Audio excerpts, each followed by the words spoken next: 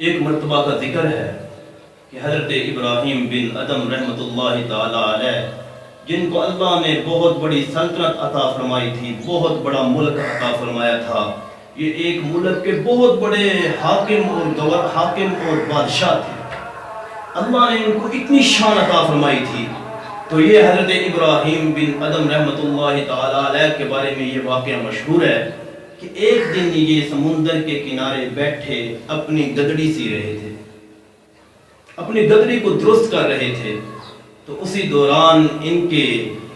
حکومت کا جو وزیر تھا، جو ان کے ماتحت کام کرنے والا تھا، وہ وہاں پر آ گیا۔ اس نے دیکھا جی میرے جو بادشاہ ہیں، میرے جو حاکم تھے، میرے جو ملک کی سلطنت کے بادشاہ تھے، وہ تو یہاں پر گدڑی سی رہے ہیں، یہ فقیر بنے بیٹھے ہیں، یہ درویش بنے بیٹھے ہیں،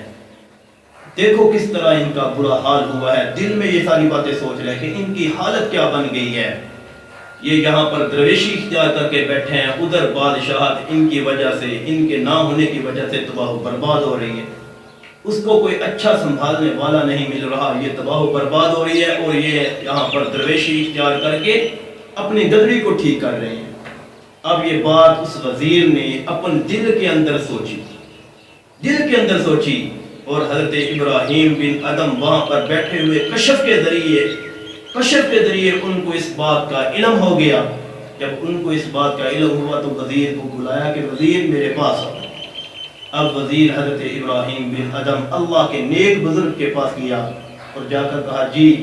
تو فرمانے لگے کہ تم میری حالت پر تعجب کرتے ہو کہ میں نے درویشی اختیار کر لی، میں نے فقیری اختیار کر لی، میں نے بادشاہت کو ٹھوکر مار دی، اب میری حالت پر تمہیں ترس آتا ہے؟ تو ابراہیم بن ادم کو اس وزیر نے جواب دیا جی ہاں، کہ میں تو ایسے ہی سوچ رہا ہوں کہ اب آپ کے پاس نہ بادشاہت، نہ آپ کے پاس اچھی پوشاک، نہ آپ کے پاس کوئی شان و شوکت، اور آپ کی حالت دیکھ کر مجھے آپ پر ترس آ رہا ہے۔ حضرت ابراہیم بن ادم رحمۃ اللہ تعالی علیہ نے ارشاد فرمایا اچھا تو پھر دیکھ میری بادشاہت کیا ہے،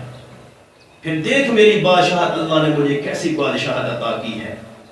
تو جس سوئی سے اپنی گدڑی کو ٹھیک کر رہے تھے حضرت ابراہیم بن ادم رحمۃ اللہ تعالی علیہ نے، وہ سوئی اس دریا میں پھینک دی۔ اب حضرت ابراہیم بن ادم رحمۃ اللہ تعالی علیہ نے مچھلیوں کو حکم دیا کہ مچھلیوں میری سوئی کو تلاش کر کے لاؤ،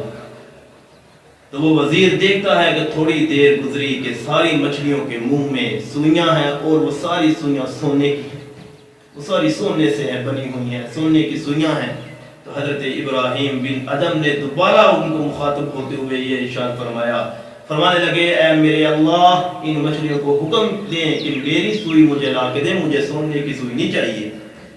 اسی سونے کو تو میں ٹھوکر مار کے آیا ہوں، اسی بادشاہت کو تو میں تیری خاطر اے اللہ ٹھوکر مار کے آیا ہوں، اسی بادشاہت کو تو میں نے اپنے رب کی خاطر چھوڑا ہے، درویشی اختیار کی ہے، در در کی ٹھوکریں کھاتا ہوں اپنے رب کو راضی کرنے کے لیے،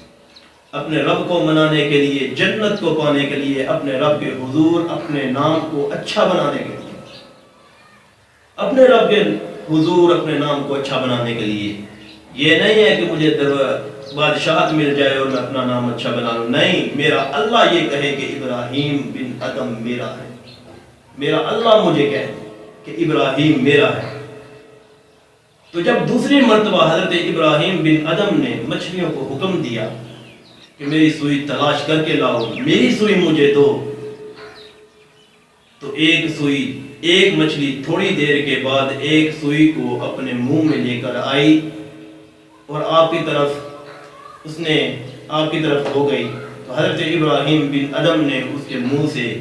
وہ سوئی کو پکڑا اور اپنے وزیر کو مخاطب ہو کے فرمایا کہ اے وزیر، اب یہ بتا کہ وہ بادشاہت اچھی ہے یا یہ بادشاہت اچھی ہے جو اللہ نے مجھے عطا کی؟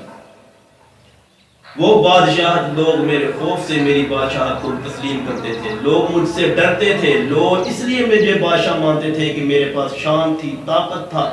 سب کچھ تھا، لیکن یہ بادشاہت مجھے اللہ نے عطا کی ہے کہ میری ہر بات کو اللہ کی پوری مخلوق مانتی ہے، اس لیے کہ میں نے اپنے آپ کو اپنے خالق کے تابع کر دیا، اپنے خالق کی ہر بات کو اپنے اوپر لاگو کر لیا، اپنے اللہ کی ہر بات کو ماننا شروع کر دیا، اپنے اللہ کے ہر حکم پر عمل کرنا شروع کر دیا، تو اللہ نے اپنی تمام